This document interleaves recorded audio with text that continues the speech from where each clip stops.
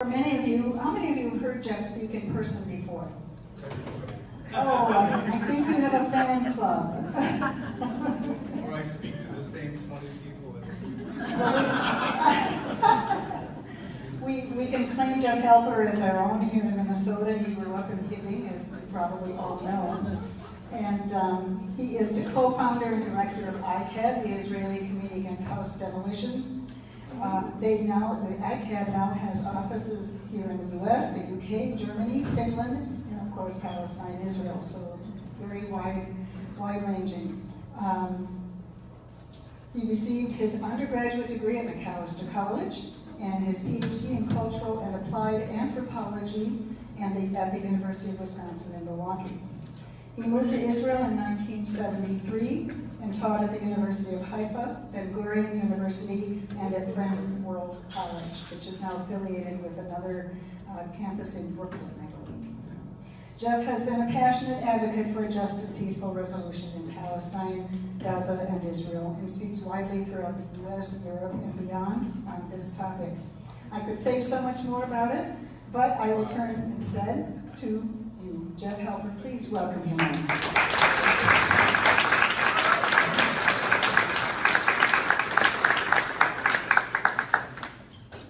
Well, thank you. I mean, I give my talks and I know 3/4 of the audience. So look at this as an update.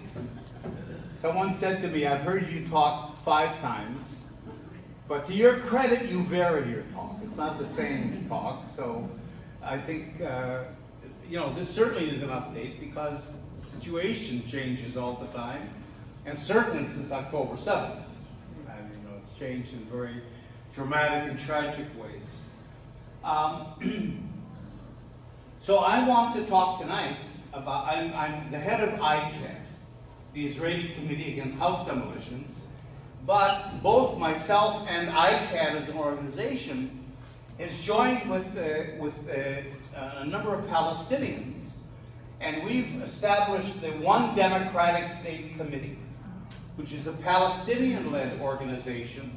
I mean, there's Palestinians from all over the Palestinian world in the Middle East, within 48, within Israel and the occupied territories, Jordan and Iran, but also there are some important diaspora Palestinians involved. Because we believe, we don't just believe, it's a fact, that you have to have a political program if you're in a political struggle. Resistance is important, protest is important, BDS, divestments, the protests that you're doing, the college campuses, it's wonderful what they're doing, but still you have to have a political program. You have to say what you're for if you want to move ahead your political agenda.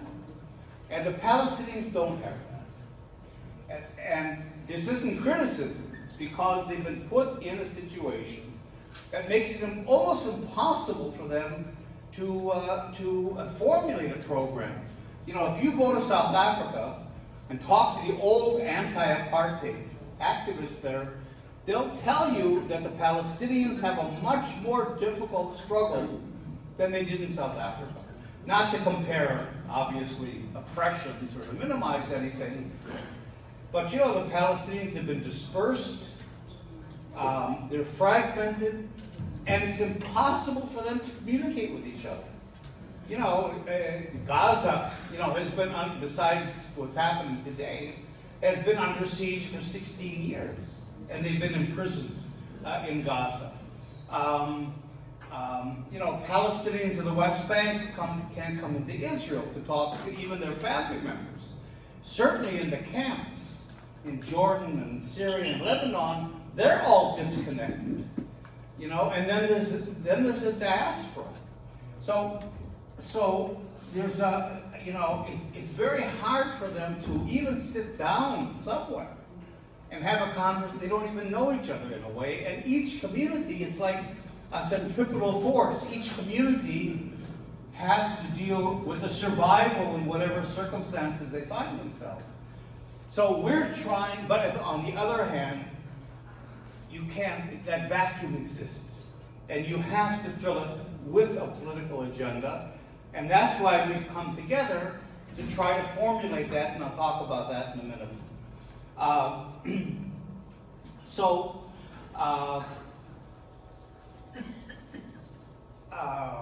trying to think. Okay.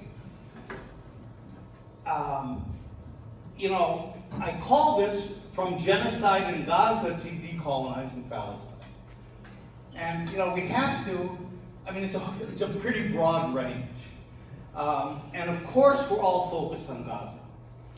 Gaza is undergoing genocide as we speak. And we certainly have to acknowledge that and keep the Gazans in our hearts and our thoughts and our political action. But at the same time, I say, and people have said to me, and I can understand them, it's inappropriate to talk about a political solution, coexistence, the future, political theory, while a genocide is going on. And I can understand that, but we don't determine the agenda. The United States government does, the Europeans, NATO, all kinds of other powers in the world. And in fact, if you look at the bigger geopolitical picture, Gaza is a hiccup. Gaza does not matter at all. And so we have to, at the same time that we're focused on the human tragedy in Gaza, we also have to be looking at what's happening geopolitically in the region, because that's really where the fate of the Palestinians is going to be decided.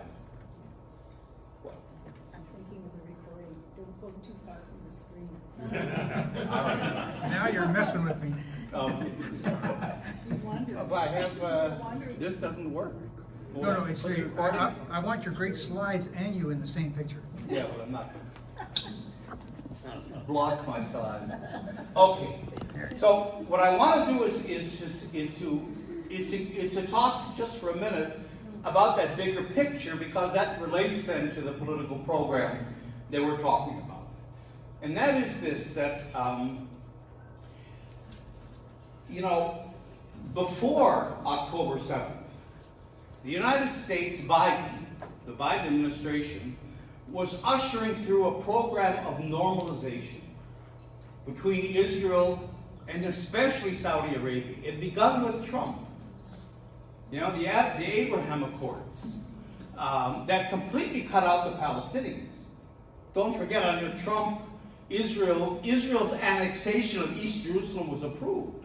The United States is the only country in the world that has an embassy in Jerusalem.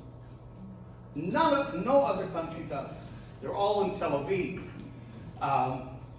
Under Trump, Israel annexed the Golan Heights. And under Trump, of course, the whole settlement project was approved.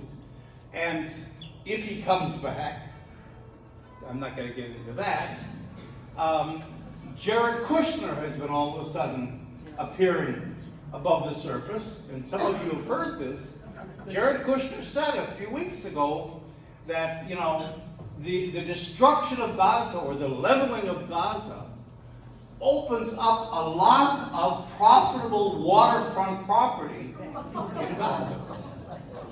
So we're really looking at some evil schemes here that began with Trump, but they didn't end with Trump. Biden has kept the embassy in Jerusalem. Biden has kept Israeli annexation of the Golan Heights, and Biden has never done a thing to stop settlement expansion. On the contrary, as we all know. So where we are is that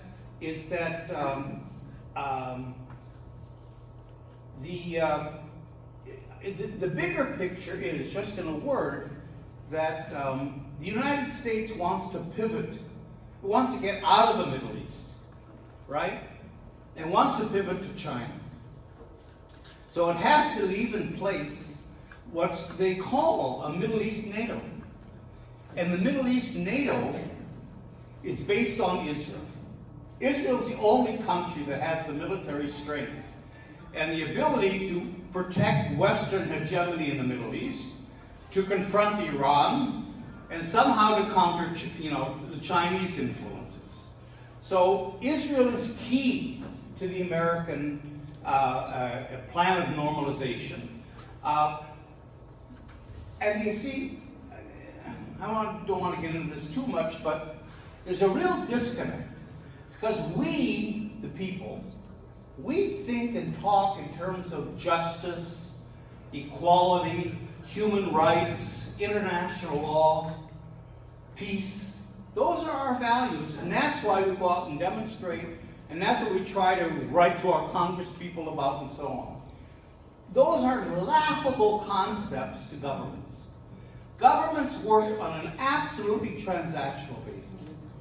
Deals, interests, give and take, that's it. And so when you're sitting around the table, Israel is a player. It has a lot to deal with the United States. You know, it has military prowess, it has high-tech surveillance. Israel's the world's foremost producer of drones, for example, all kinds of high-tech technologies. Israel dominates a key geopolitical part of the world, right? And so Israel has that clout. Where are the Palestinians in the transactional world? They're nowhere. Who the hell cares? They don't have any clout, any control of any territory, any resources, any military. They have nothing, basically. And so they can be erased or eliminated as a political force. And that's precisely what's happening. So the idea then of this normalization, and Biden has said, and he repeats it every 2 days, when the fighting dies down in Gaza, we'll begin again this process of normalization. That's the big story. Now, if that's going to happen, that means that the Israeli apartheid regime, and it's an apartheid regime from the river to the sea, there already is one state. You know, not only is a two-state solution silly, and it never was, and it's simply a tool of conflict management, but in fact you have today one state.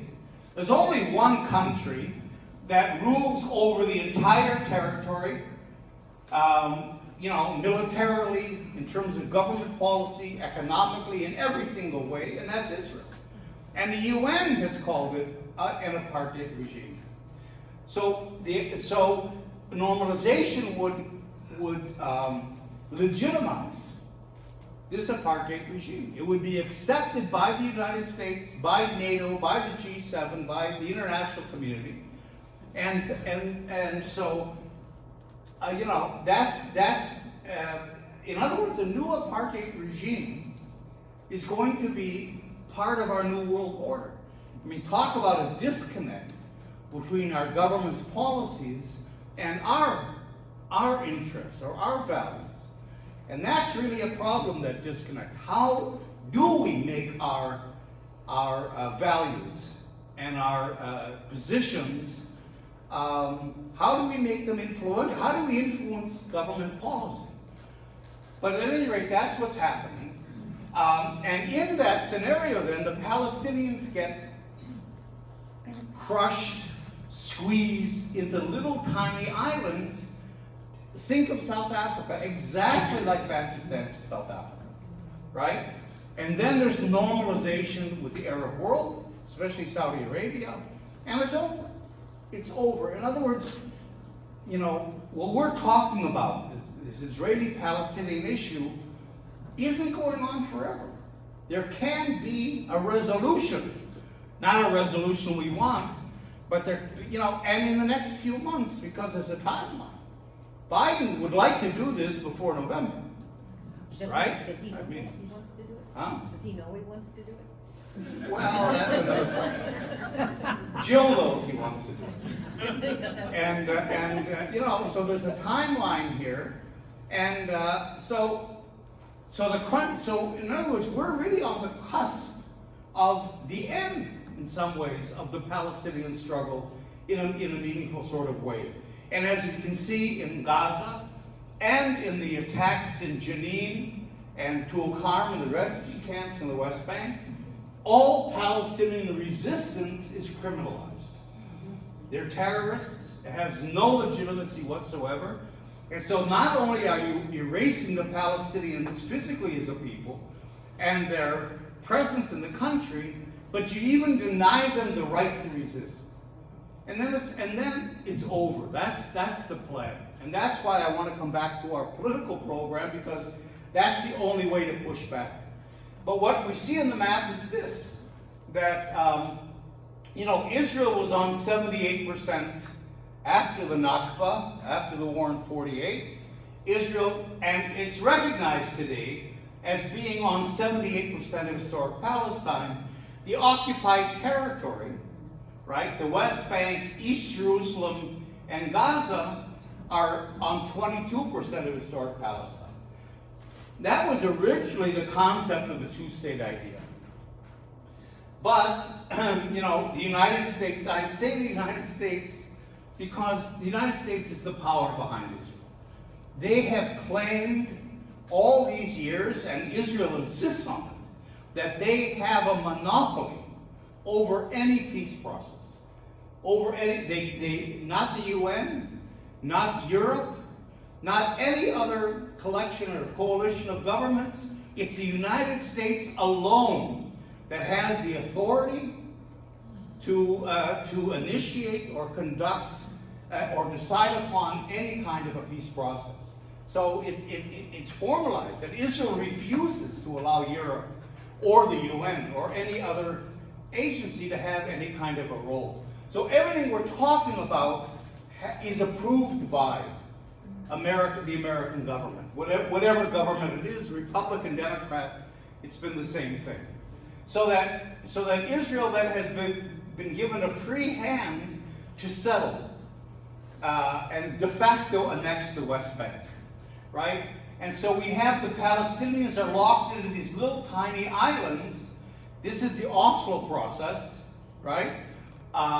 This is Clinton, so we can't blame the Republicans. The Democrats are much more culpable in this than the Republicans are. So you have Area A that was set in Oslo around the major Palestinian cities. The darker brown, you see there's little islands. There's no coherent Palestinian territory. There are 194 little tiny islands, some of them so tiny they hardly appear, in which Palestinians are confined. So Area A is 18% of the occupied territory. In other words, 18% of 22% of historic Palestine. Okay? And that's under the full control of the Palestinian Authority, which itself was established by Israel and the United States as a collaborationist authority. So now you have the Palestine Liberation Organization that's headed by an Israeli collaborator, just to make it even more difficult for Palestinians to organize, because the PA is just as repressive as Israel is on its own, and then it does what Israel tells it to do.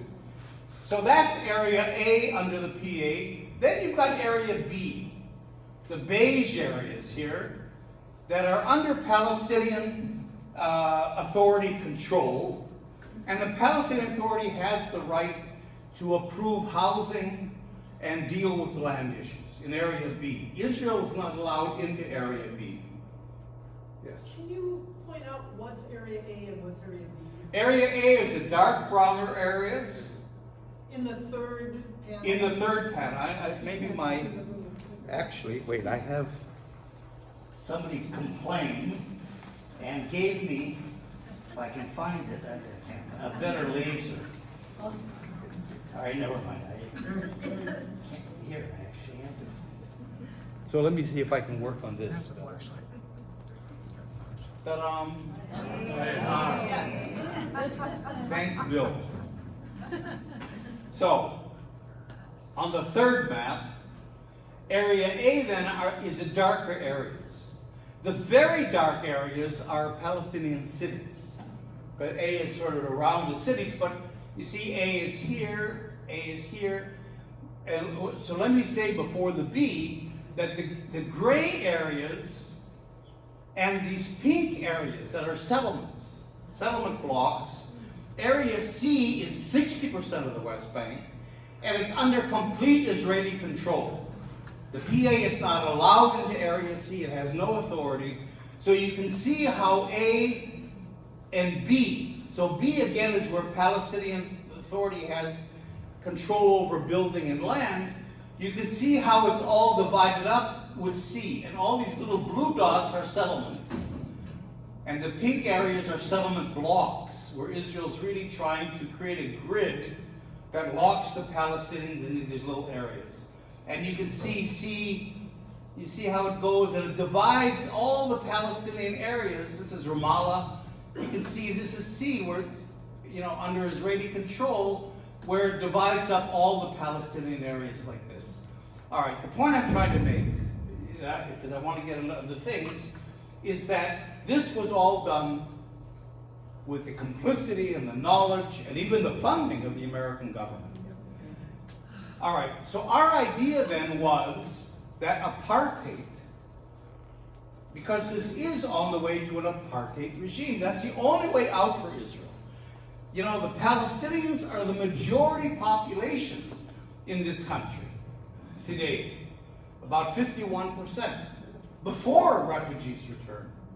So Israel can't possibly integrate them or absorb them, because then it wouldn't be a Jewish country.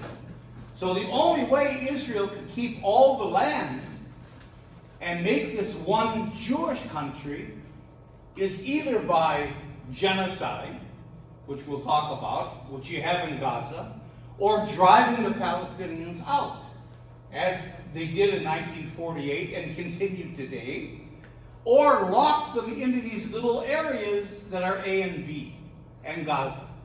So that was the idea, that Israel would expand to 85% of the country, and the Palestinians would be then locked into a Bantustan, using the South African term, in areas A and B and Gaza, on 15% of the land of Palestine.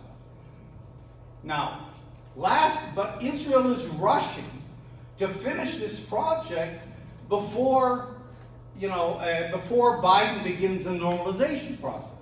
That's why you've got this violence. The Tulkarm, Jenin refugee camps are being attacked with the same conventional military weapons that Gaza is. Fighter aircraft, drones, artillery, tanks, special units are attacking the camps in here that are resisting, and the settlers have been unleashed as a violent force for expelling Palestinians from their lands. 16 Palestinian villages so far have been emptied out by settler violence, and that includes hundreds of acres of land around, that's grazing land and farmland. So all this is a push. Gaza is only a part of it, but Gaza, the West Bank, is a push towards this apartheid situation. And what I'm trying to say here is that last week, Bezalel Smotrich, you might know the name, a violent settler who's been arrested even on terrorist charges. And it's not usual that you arrest a Jew on terrorist charges, is today the finance minister of Israel. Yeah. And he is the head of the civil administration, which is the Israeli military government over the West Bank. He has the authority to expropriate land in Area C, to demolish Palestinian homes and other buildings, and to approve settlements. Last week he announced that he's stripping the Palestinian Authority of its authority to control land and building in Area B. Right? So now Area B has been annexed to Area C, and Area B, these little tiny beige islands, are where half the Palestinian population of the West Bank lives. More than 1 million people live in Area B. So that the idea is now in Area B, Israel will start building settlements. It'll expropriate land. It'll begin demolishing Palestinian homes in B. that was always forbidden under the Oslo agreements. That means that the people in B are going to have to flee into A. But A is even smaller in territory. So it can't possibly accept that population, which means then that Palestinians are going to begin to be squeezed out of the country. And they'll go out this way towards Jordan, and they'll go out this way from Gaza towards Egypt, not into Egypt. And that's the ethnic cleansing. And here, by the way, humanitarian is the enemy of the political.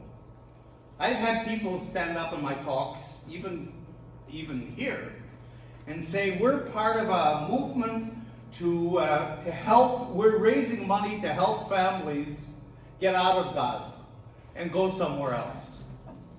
Well, that's fine, and that's certainly good for the families on a humanitarian basis. But that's actually helping the Israeli ethnic cleansing process. You see? So what's going to happen with these refugees from Gaza that aren't really refugees? They've been made refugees through the genocide and destruction. And these Palestinians that are going to have to be squeezed out of the West Bank is that they'll be seen as, and the United States will lead this, believe me. Humanitarian efforts. The United States will take in 50, 60, 70,000 refugees. Canada, has already announced it's going to take 50,000 or so refugees from Gaza. The UK, France, Australia, New Zealand, all these liberal countries will take in so-called refugees. And then Israel is able to get rid of hundreds of thousands, if not 1 million or so, Palestinians. It's exactly the ethnic cleansing process under the guise of humanitarian aid. And so, in fact, in this new situation from last week, that's why I'm saying the updating goes on all the time. Now this is lost to the Palestinians, Area B. And in fact, in Gaza, even if some Gazans remain, they can't go back to the north of Gaza. It's destroyed. It's estimated it'll take 5 years even to remove the rubble, with the tens of thousands of bodies underneath. And it's polluted. The concrete pollutes it, the weapons pollute it, and now there's some studies that are suggesting that Israel is using depleted uranium, which means you could never repopulate that part. So they'll be confined to this little part of Rafah that Israel hasn't yet destroyed, but that means that the Gazan population is going to have to leave for the most part. So now what we're talking about is not a two-state solution, so-called. 85% of the land is Israel and 15% is Palestine, but 90-some% of the land that's Israel, and the Palestinians are locked into these little tiny islands on maybe 8 or 9% of their country. And now Biden, because he relies on the fact that Americans do not read the fine print, they're not famous for their knowledge of geography, that, he'll take this 8 or 9% and he'll call it a state.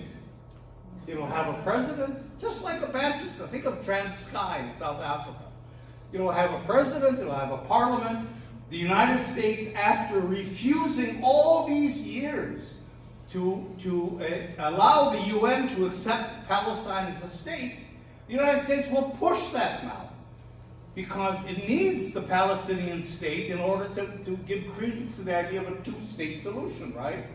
So that's the two-state solution Biden is pushing. We should know that, and we have to be the ones that reveal that or raise the call about it.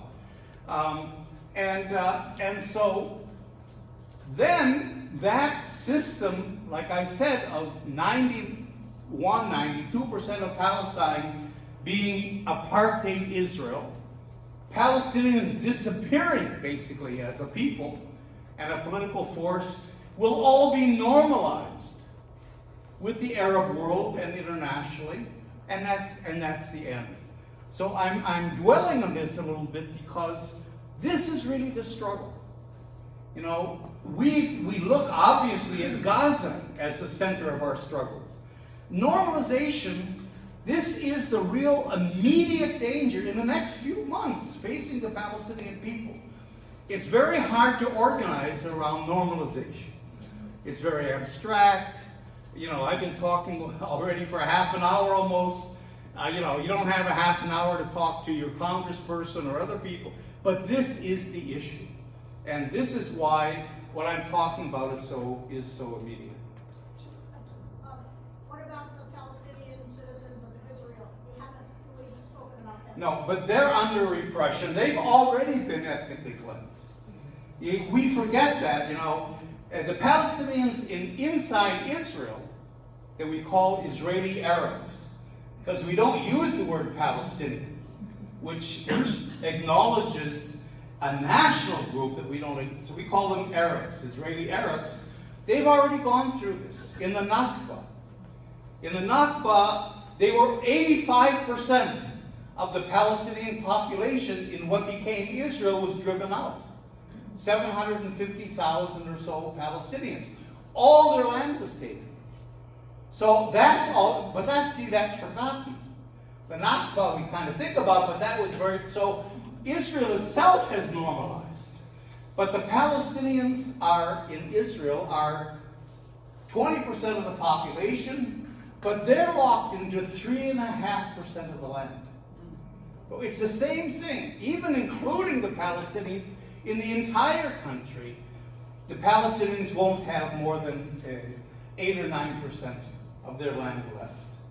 So that's really the struggle we're looking at, and that's why it's so important that we have a political plan to push back on. Because again, in this transactional world, who's going to prevent this from happening? You know, not the PA. Not us, apparently. We don't really have that clout. You know, and so we need a Palestinian-led movement of, I think, one democratic state in order to push ahead this agenda. Okay? Okay, I want to go on, but okay. I'm just curious, you haven't brought Hamas into the picture, and what effect would they have if they were eliminated in this whole process? All right, I'll come back to that. Thank you. What I want to do now is take a few minutes you know, and we talk because we have to understand, you know, if we want to have a political program, we have to begin to understand what the problem is that we're trying to resolve. A political program isn't just a piece of paper you write down 10 points and that's your plan. I mean, this audience will understand the metaphor when you go to the doctor, right? You know, you come in with a pain in your chest. I mean, it could be a stroke, and it could be, you know, an acid attack that you can get a Tums for. The doctor has 1 million pills on the shelf. He just doesn't take a pill or sheet and give it to you. You do a diagnosis and tests, and you find out what's wrong, and then the treatment follows the diagnosis, right? And that's what we have to do. And all these years, our diagnosis has been wrong. And that's why all these peace processes, so-called, and plans of 2 states and all of that have failed. Because we're trying to resolve a conflict, the Arab-Israeli conflict, the Israeli-Palestinian conflict, when in fact it is not a conflict. It's settler colonialism. And they're completely different. One is a stroke and one is an acid attack. So a conflict, just shortly, we all know, is when 2 or more sides get into a fight about something, right? Well, colonialism has no legitimacy whatsoever. Not the colonialism of the British in India, and not the colonialism of the whites in South Africa, or the Zionists in Palestine. We can't give legitimacy to a movement coming in to take over another people's country, or to extract the resources from another country and take it and rule it. That's illegitimate by definition, I hope. Well, the minute in a conflict, there's two sides. So the minute you call Israel a side, you're giving it the status, you're legitimizing it. It's now a side, which means now you're legitimizing a colonial movement, right? And not only that, but you create a false symmetry. There's two sides, right? And you've heard this language 100 times. Both sides should end the violence. Both sides should negotiate, should compromise. Once you say both sides, now you've equated the colonizers with the colonized. As if both sides have equal rights, they're both legitimate, and that's not the case. And in addition to that, how do you resolve a conflict? You resolve the sides get together and compromise. Well, first of all, there's no power equation between the Israelis and the Palestinians in terms of actual negotiations. But in addition to that, you're forcing the colonized people to negotiate over rights that they shouldn't have to even talk about. What do we expect the Palestinians to negotiate about? That 78% of their country belongs to somebody else? You know, that, there's 7 million refugees, right? So we know Israel won't accept them. So now we begin haggling. The Palestinians start to say, well, would you accept 100,000? Israel says, no, that's way too many, maybe 10,000. Well, maybe, what about 30,000? You know, haggling like in a market over human lives. But not only that, refugees have a right to return, period, in international law. Palestinians shouldn't have to be talking about the return of refugees. So this conflict thing not only distorts what's happening by legitimizing the colonial side, but it's compromising the rights of the colonized, the Palestinians, even to resolve their issue. So we have to talk about settler colonialism, and I know it's a term that we use, but we don't really understand it completely. It's a very powerful term, because as we'll see, the political program flows from it.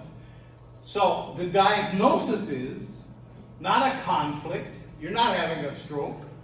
It is an anti-colonial struggle against Zionist settler colonialism. That's the name of the disease. Now, any political solution has to relate to this, and any political solution then isn't going to be negotiated. The way out of settler colonialism is decolonization. You dismantle all the structures of control and domination that Zionism has imposed on Palestine.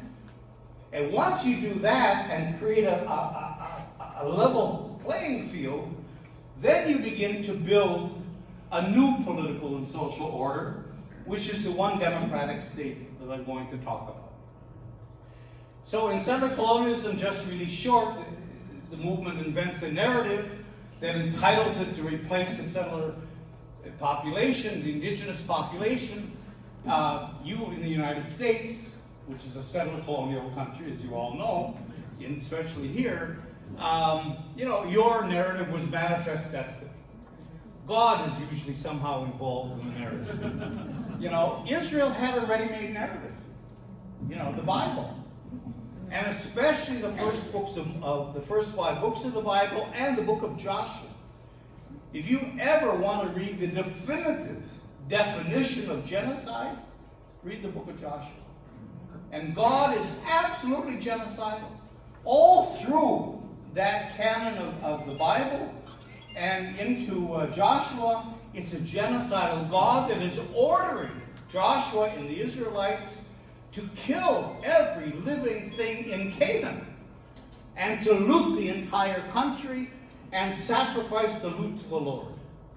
This is genocide. And so Israel is a double genocide, because genocide is built into settler colonialism. You can't take over somebody else's country and get rid of the indigenous population and make it your own country without genocide. I mean, it's by definition, and then you add to that the entitlement to genocide that the Bible gives. And you have a pretty deadly mix in there. And that's where Israel justifies it, and that's been accepted. I mean, Andy Williams, this land is mine, God gave this land to me. I mean, it's been internalized. It's beyond a political discourse. It's a part of our culture. Henry Mancini and all. And the colonists and the settlers invade the country in order to make it their own.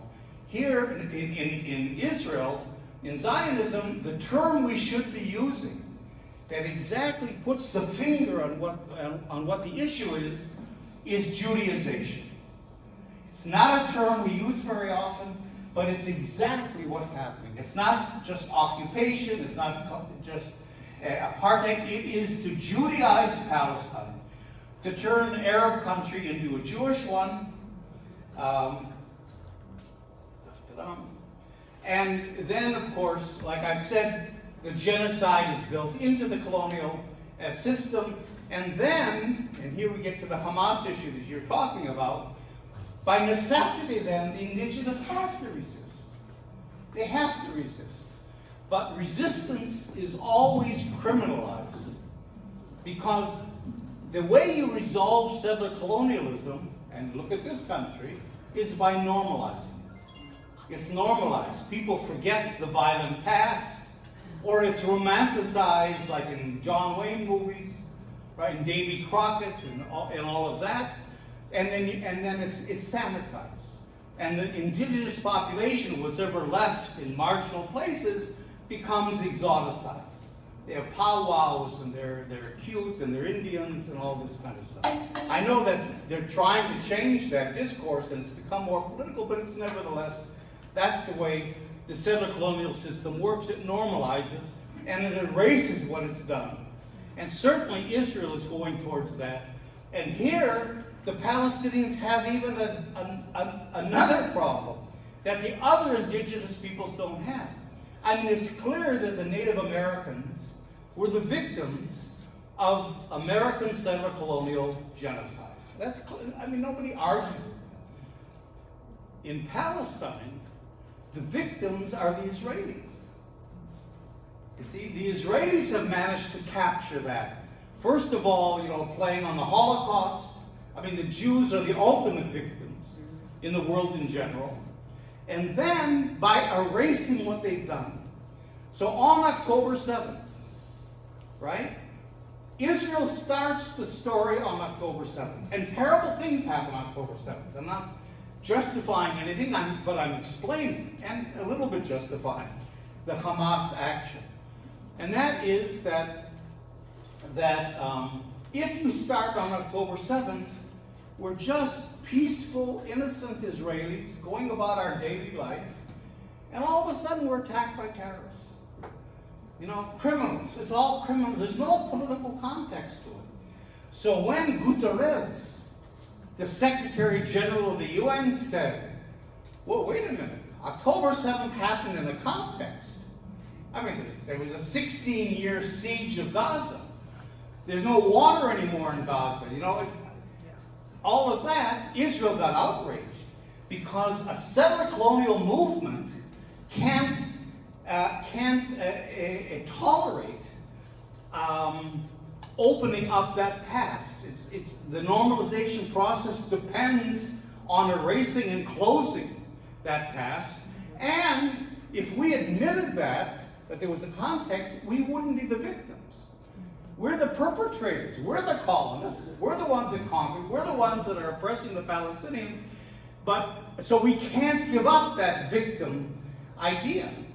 So if Israel is the victim, right, and that's how Biden always phrases it, and he went to Israel in the middle of all this and said you don't have to be Jewish to be a Zionist, then, if you're the victim of the victim, if you're a Palestinian, there's no space left for you. You can't resist. Because your resistance, if you're resisting,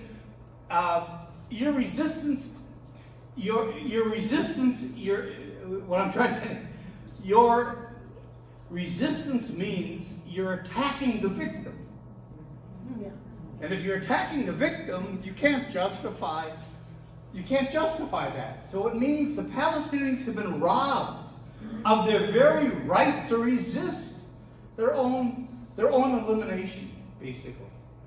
And that's why it's so hard to deal with this process, because unlike Native Americans or the blacks in South Africa or other places, Palestinians are not seen as the victims, as a colonized people, as an indigenous people.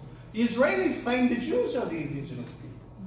So it's so much harder for the Palestinians than any other people. All right, and I'm going to skip over a couple of things. One of the things about settler colonialism is also that there's an insecurity built in. Certainly the insecurity of the Palestinian resistance that does exist. I mean, Israel now has been fighting in Gaza for 9 months or more, and hasn't succeeded in achieving its total victory.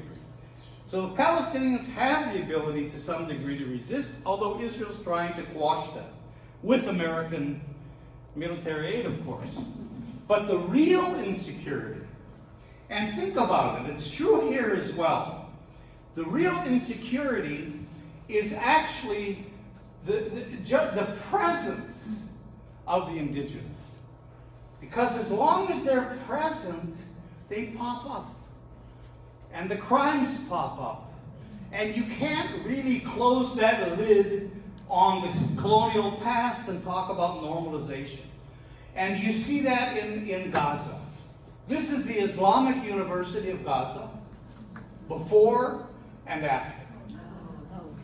And it was destroyed, and the Israeli commander that destroyed it said publicly, "We did not destroy the university for military reasons. It wasn't a place where Hamas is shooting from. There was no tunnels underneath it.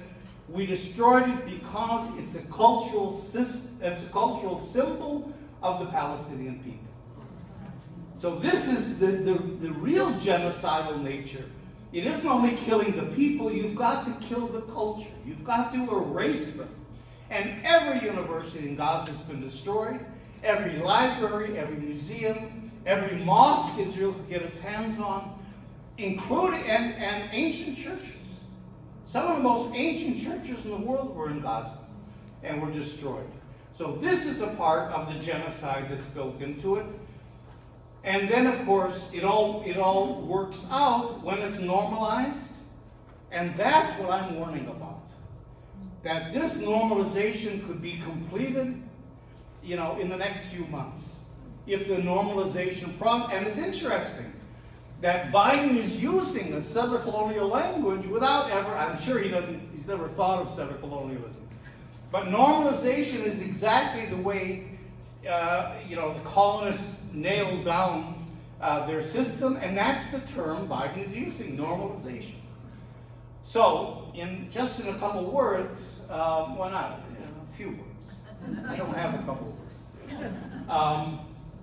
Okay. So how do we get out of it? We know what Israel and the United States want. We know how they're going to close this down. Normalizing an apartheid regime and erasing the Palestinians. What's our pushback? What's our alternative? What should we be advocating for? Again, you end settler colonialism in a positive sense. You stop it. And you end it by decolonizing. You take that whole settler system and you dismantle the structures of control and domination. I'm not going to get into it now, but these are some of the systems that you have to dismantle.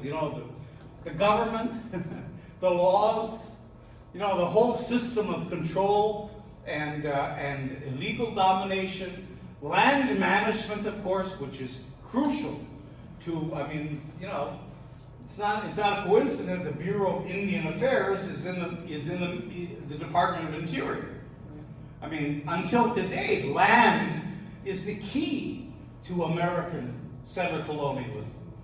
The economy, I won't get into all of this. Population management. I mean, there may be people here, Palestinians that can't go home. So the population management part is pretty understandable. And of course, Israel's ability to do hasbara, to justify itself. All right, so you decolonize. And then our idea is a fairly simple one, actually. Straightforward. And that is, here I skipped this. And that is to transform, to do exactly what South Africa did. Transform an apartheid regime into a democratic state of equal rights for all its citizens. Which shouldn't be such an outrageous idea in the United States. A democracy. So the idea is Palestine becomes again one country. Use the other laser. Okay. I'm like a gunfighter with 3 guns. And I'm trying very hard not to have this laser in anybody's eyes. So it's... all right. So one country, from the river to the sea, as we say, right? Restore the historic integrity of Palestine. So one country, and there's all kinds of tricks going on today to try to retain Jewish supremacy. You're talking about this confederation ideas and confederations and canton systems and all kinds of things.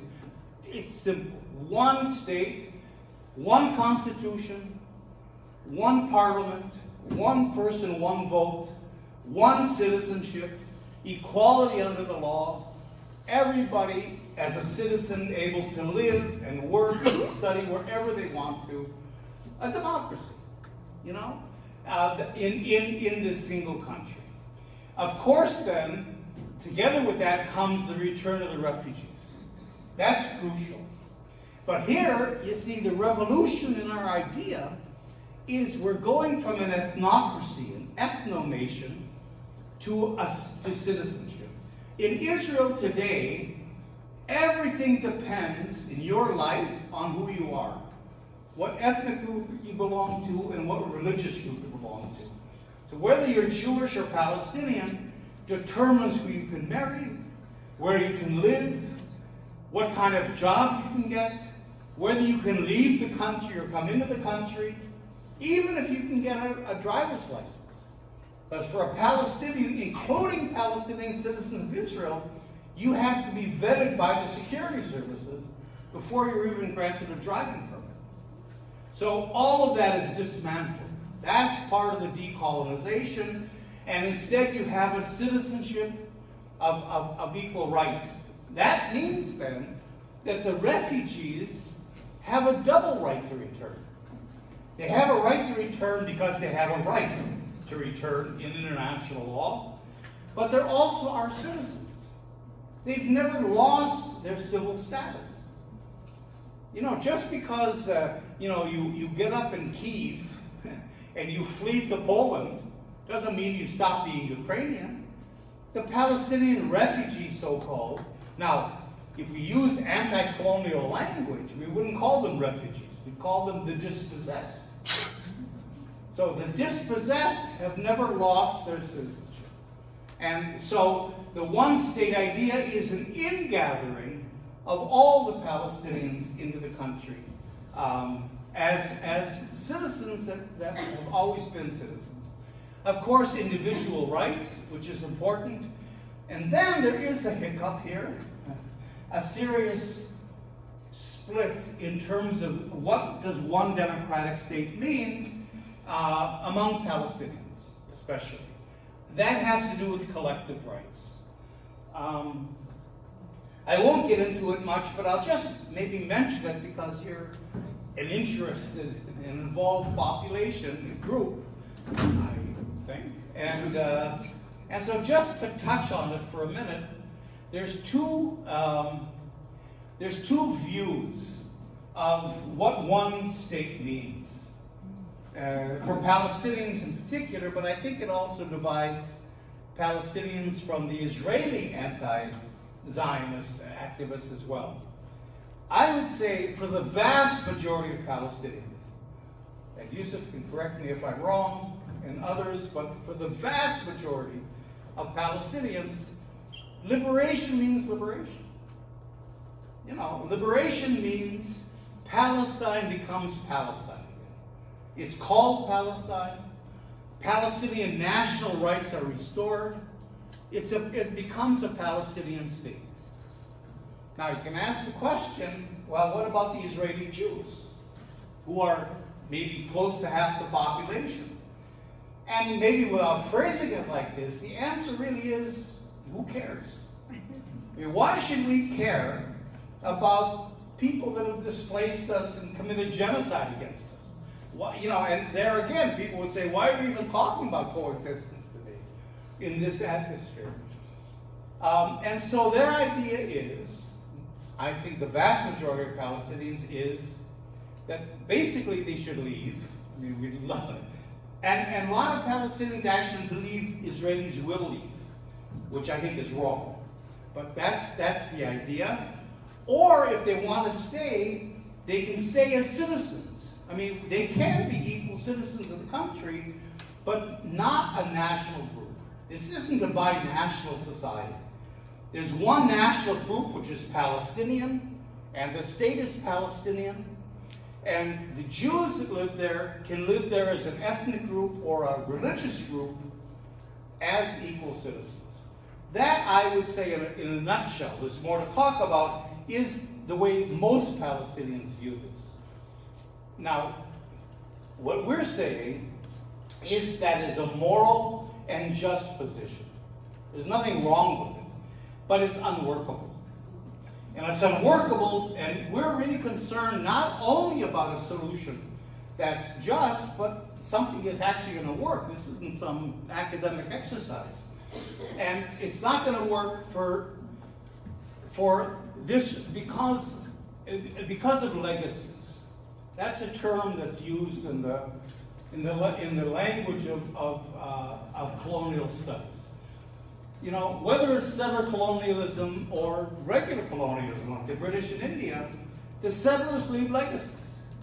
The country doesn't revert to what it was. Even if it becomes a Palestinian state, it's not going to be Palestine in 1948. You've got new cities. You got Tel Aviv, right? You've got a new economy. You've got a new class structure. Now there's an urban working class. There's a working class and an industrial working class that didn't exist before. The old noble families and tribes and extended families maybe exist, but they don't have any power. Now you've got political parties, you've got a whole political system. Everything is different. And you can't ignore that. And in particular, there's two legacies that are important. One is the demographic. The Israeli Jews are going to stay. I mean, some might leave, of course, but they're going to stay. In South Africa, some whites left, but you know, you still have a major white population in South Africa, and that's going to be the same here. So the question is, I see demographic is spelled wrong. Okay. So the point is, how do we deal with that? And the Palestinian state that we talked about doesn't deal with that, and it doesn't deal well with another legacy, and that's the nationalist one. Justified or not, Israeli Jews see themselves as a national. And I get tremendous criticism from saying this, and in fact, there are a lot of Palestinians here in the Twin Cities that refuse to allow me to speak in different places or don't come to my talks because I've said this in other places. And that is that there's a binational reality.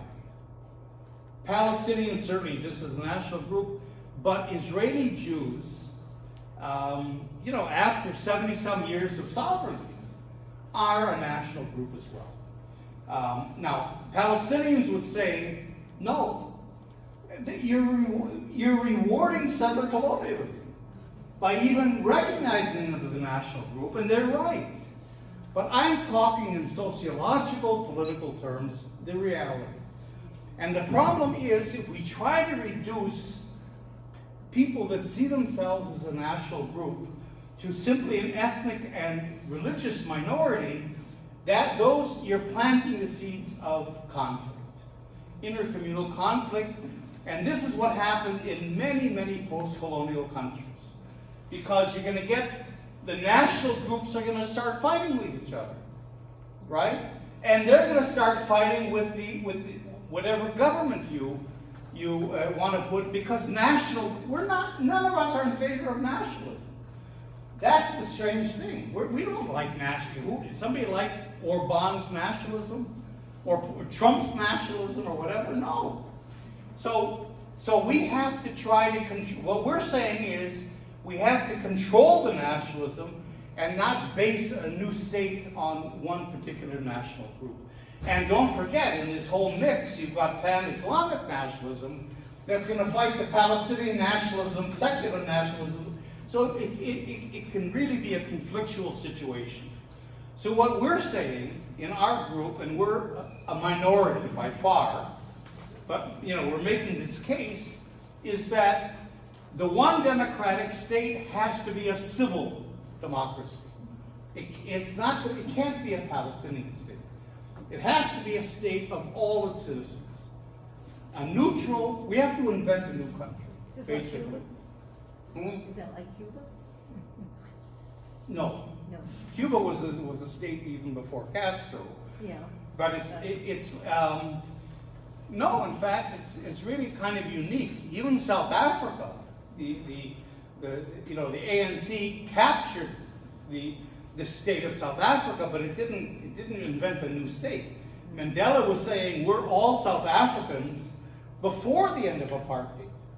We can't say that. We're not all anything in Palestine because there is no common citizenship or common state or anything. Palestinians aren't going to live in Israel. And, you can't define, if you talk about Palestine, you're excluding a good part of the population. So we have to basically, and I'm going to end on this, I promise, we have to invent a new country, a new civil state that we're all citizens of. Everybody living in the country, Palestinians, refugees coming back, Israeli Jews, and there's other communities, right? So just for the sake of discussion tonight, let's call this country Zatar. Okay? Zatar, as you all know, is the national Palestinian herb that you dip, that you cook with. So let's say this state is called Zatar, and we're all Zatarians. Everybody lives, that's our citizenship. We're all Zatarians. That then opens up a new civil space that didn't exist before. There were no Zatarians before that. Today. So now there's a new civil identity, and you see that the sociological reality is that the society does not break down into Palestinians here as a block, and here are Israeli Jews as a block, and somehow they're, it's this a very tight sectarian type of system. There's all kinds of cross-cutting things. Business people, it'd be a good economy. You have a very prosperous, high-tech, or potentially high-tech sector in Palestinian society. They would love to join the Israeli high-tech. You've got those interests. You've got the military. Nobody wants to join the Israeli security more than the Palestinian security does. The middle-class people, middle-class Palestinians, with their education and their lifestyles and their professions, have much more in common with middle-class Israeli Jews than they have with Palestinian farmers. And especially the younger generation. What's really important about the younger generation is that they move on very quickly. They really want to get on with their lives. And they'll have a good economy. This country will have a good economy. And they can move, and if it has a good economy, and people are living together, and there's a future for young people, they will have a stake in Zatar. Zatar is their future. Now, you still have the national identities. Nobody is gonna deny them. But the national identities of Palestinian and Israeli have to be reduced from political nationalism to cultural nationalism. In other words, you can be Palestinian and have full cultural expression. There'll be Palestinian museums and Palestinian literature and Palestinian universities, and nobody's going to close the Hebrew University or stop Haaretz newspaper from publishing. All that will continue, but within the framework of the civil society. And this is going to be a real struggle. Sorry, I'm using the wrong laser. That's going to be a real struggle because the experience of post-colonial societies, especially in Africa, has been the opposite. The civil state that was created was too weak because it was just a new idea. It was fragile. The institutions were fragile, and they couldn't withstand the challenge from the national groups, the religious groups, the tribal groups, and the whole thing, in a lot of the post-colonial countries in Africa and other places have really descended in almost permanent civil war or dysfunctional states. The Middle East is a dysfunctional area. Syria, Iraq, Lebanon. I mean, they're all dysfunctional states. So that, the Chinese have a wonderful saying. Think about it. The second mouse gets the cheese. Okay? The second mouse gets the cheese. So we can learn from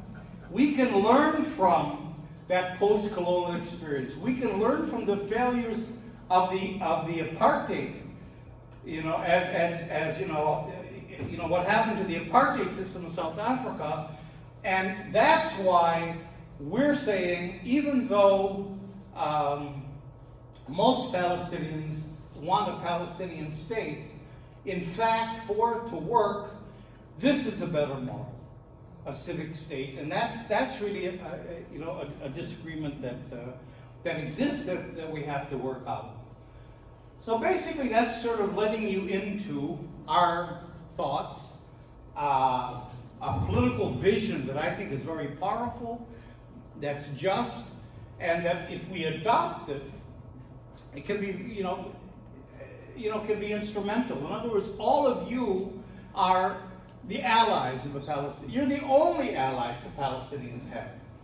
But again, like we said at the very beginning, unless you're empowered with a political program to advocate for with the governments, you can support Palestinians, but you're not able to really push the agenda that they want. And so our job back in Palestine is to begin to formulate this program, and then to mobilize you in support of it. So that's our pushback to the apartheid system that the United States and Israel are trying to usher in. So I'll leave it at that.